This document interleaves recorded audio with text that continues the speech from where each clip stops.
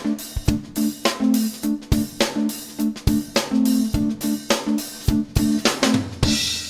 and welcome. Talking really here on a Friday. It is very overcast as usual, even though it's summer. Well, it's August now, so it should be summer holiday time. People going away, etc. But this weather, it's not ideal for going anywhere. And it's going to rain later. But what we're going to talk about is not the weather. We're going to talk about the Who, not the band. This is the World Health Organization, the organization that YouTube are in bed with. But this story was in the news and also in Parliament, so we can talk about it a little bit. The IHR, the International Health Treaty, Health Regulations, is going to be already here. It's already here, 2005 I believe it was. This was the agreement. But what they want to do is introduce an amendment to that. And this is all about the amendment. This is it could also be one of those statutory instruments they brought in, which bypasses any sort of process that we have, and they can just bring a law in, any law they like, as they did during the last 3 years, using the statutory instrument. Now this is not good. No oversight of this. There's nobody saying you can't do it. And of course this is an easy way to get laws passed that they want to introduce. Now the whole thing is handing over power. This is what it boils down to.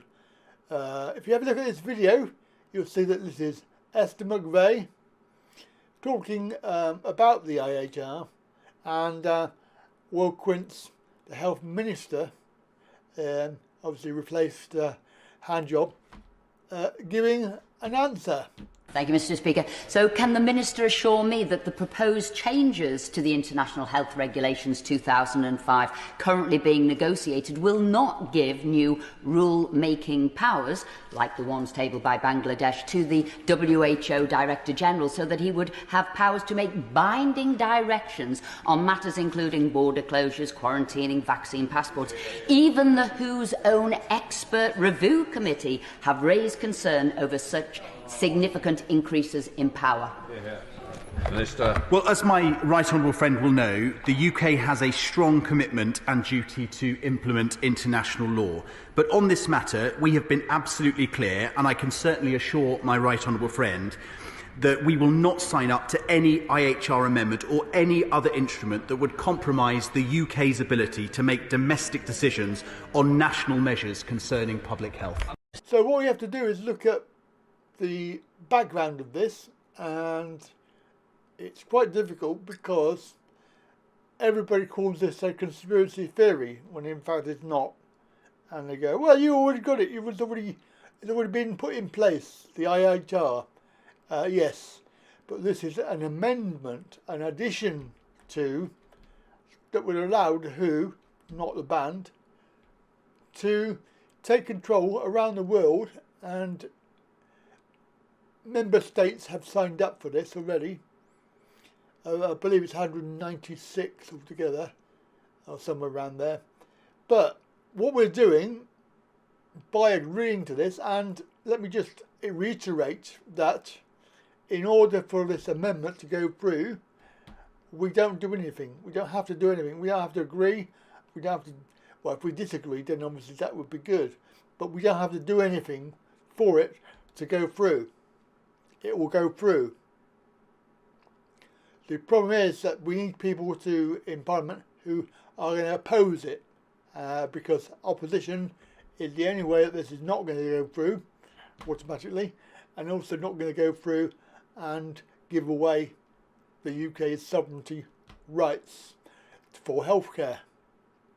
The idea is that the WHO want power to declare pandemics, to control your country's healthcare in order to, well, hand over power to them. This IHR amendment is quite dangerous. All we have to look at is Mr. Quince, because we have to look at his loyalties to the UK, and also Rishi, who is a WEF agent, World Economic Forum. He's also in on this as well. He will be backing this process. The whole conspiracy, it's not a conspiracy because it's fact. This is actually in public domain. But when you look at a recent, there is a recent meeting that would happen, United Kingdom and Northern Ireland representation, you can see that Mr. Quince, Chief Delegate, representing UK at this meeting, and then the other name to be aware of is Whitty, Deputy Chief Delegate. There are actually, I would say, probably 10 reasons why we don't want to have this, and to oppose it, basically. So we'll go through the 10 reasons that we have for opposition of the IHR amendments. Number one, it's going to be overturning the nature of the World Health Organization from an advisory body that merely makes recommendations for healthcare to a governing body. Now, you obviously legally binding. We're already legally bound anyway by the original 2005 IHR. However, this would make it even more powerful. 2, potential rather than actual emergency. So the idea here is if they think that it's this particular issue, health issue, has a potential to impact, not whether it will or not, but they can declare a health emergency. And obviously the health emergency gives the takes away the sovereign rights of any particular member and makes it responsibility of the World Health Organization to govern this. Okay, so they don't have to have a real actual emergency. It can be just a potential. So these over the last 3 years we've had people putting out information that 20 million people are going to die, when in actual fact 10 died. So it's the idea of this whole scenario. 3, they're seeking to remove respect for dignity, human rights and fundamental freedoms of people. Article 3. So this is quite dangerous because they're going to try and do away with the human rights that we already have and freedoms. Number 4, this is going to give the Director General of the WHO control over the means of production through an allocation plan for health products to require developed states parties to supply pandemic response products as directed. Number 5, this is quite dangerous because it's mandatory medical treatments. So it's going to give the WHO the authority to require medical examinations, proof of prophylaxis, proof of vaccine, and to implement contact tracing, quarantine and treatment. So, Article 18. So quite dangerous that this governing body that signed up to, it's not been elected, it's been put in place, and we're being told that you must have various treatments or proof of treatments by this unelected body, not by our own government, even though our own government may contradict that idea. Even worse than that is number 6, global health certificates. So they want to institute a system of global health certificates in digital or paper format, whichever one, including test certificates, vaccine, prophylaxis certificates, recovery, passenger locator forms, and a travel health declaration. So all of this is quite dystopian because they want to control over this, and once you have this, then if you want to go anywhere around the world and they're a member of the WHO, not the band, then of course they're going to have to comply with this particular amendment. 7. Most important, the loss of sovereignty for the UK. It would empower the emergency committee to override decisions made by sovereign nations regarding health measures. So obviously the WHO would dictate what's going to be done when, and every country that's a member will have to comply with that. 8. Unspecified, potentially enormous financial costs. Of course, just like the EU, we ended up paying money to be a member of that, and even now we're not a member of it, we're still paying, but we don't know, because it's not been specified, the WHO, not the man, we don't know what costs there's going to be involved in with all of this, and if they're going to be taking charge of healthcare, then they're going to expect some payments for that. 9, quite importantly, this has been happening quite a lot, including through the YouTube channel. The YouTube platform have been obviously using the World Health Organization guidelines to implement their own guidelines, and if you say anything which contradicts that or contradicts the WHO, then you are censored. And YouTube cannot deny that they are censoring people because of their guidelines. It's quite clear that if you contradict the WHO, then you will be deleted, because obviously they are protecting you from misinformation and disinformation, when quite honestly we all know who is responsible. I don't mean who as in World Health Organization, I mean we all know who is responsible, and you can watch my other video regarding that. It's very, very informative. But lastly, number 10, obligations of duty to cooperate. So obviously this creates an obligation to build, provide and maintain IHR infrastructure at the points of entry.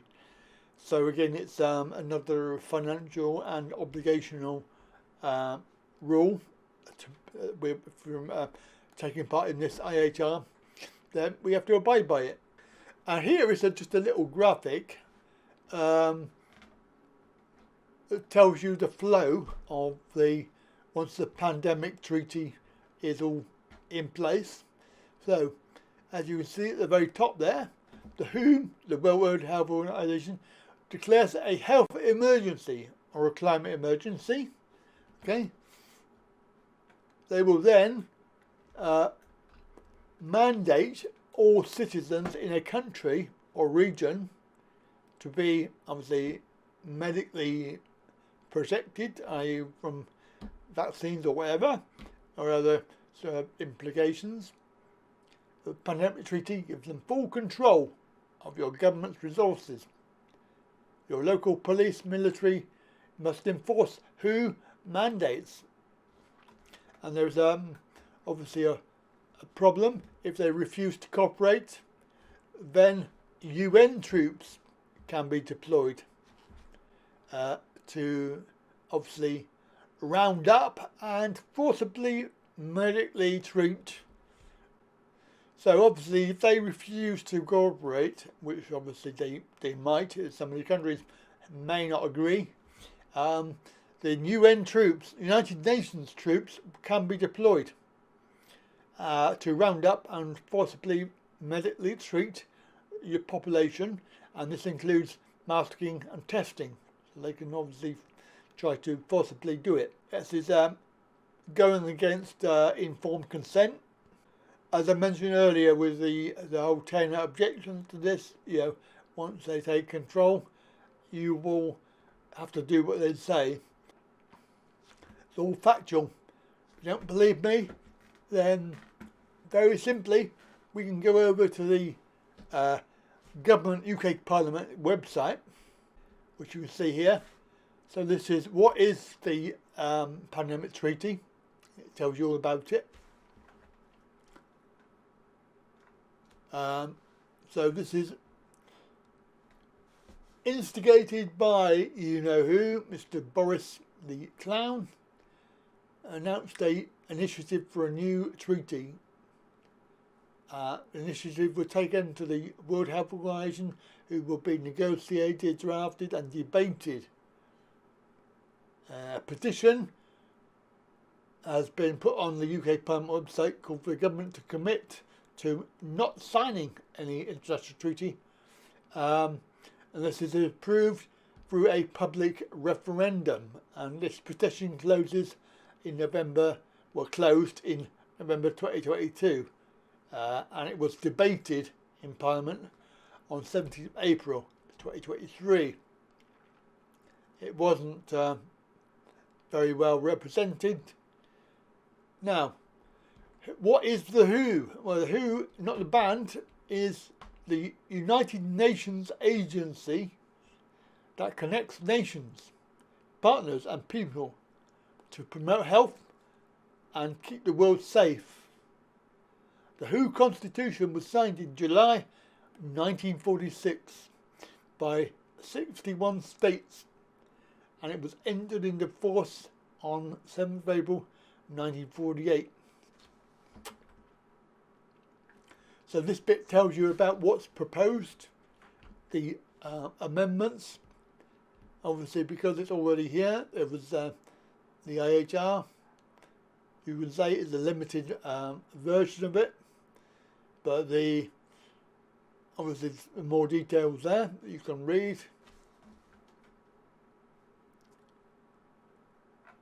And the actual treaty itself, which you could read, because they're negotiating on issues such as the definition, how the treaty would work, how to achieve equity, strengthening and resilience, etc., etc., etc. So the deadline, there you can see various meetings that are going to be held, and they're going to submit its outcome for consideration at the World Health Assembly in May 2024.